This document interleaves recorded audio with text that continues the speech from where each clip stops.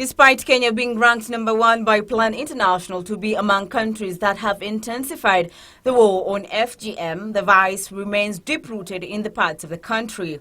Kenya efforts was ranked #1 in a poll of 4 countries, among them Ethiopia, Sudan and Egypt. Kenya in a way is 27% since 2013, which is a much lower percentage overall nationally than the other 3 countries.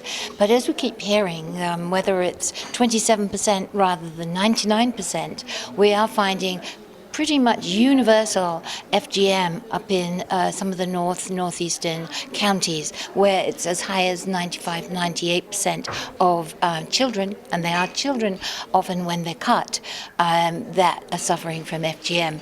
The vice still remains high in northern part of the country, with KC being singled out as the most affected. It is this worrying trend that left the anti-FGM board, in conjunction with other development organizations, convene a seminar targeting members of Parliament as a way of embedding them in promotion of anti-FGM awareness campaigns, as well as to discuss challenges faced in implementation of the 2011 anti-FGM law. Anti-FGM Board Chairperson Lina Jebii Kilimo underscored the need to introduce alternative rites of passage in a bid to alter the existing ones.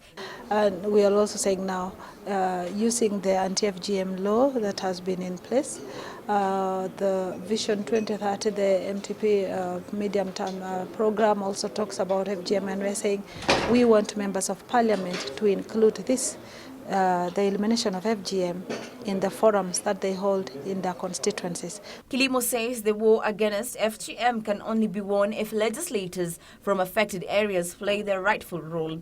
Sometimes you're risking losing their votes, but I have challenged them in my speech that you can fear losing votes. And what is the contra? Is losing a productive group of people. They make laws in Parliament and they inform their communities of what is the trend.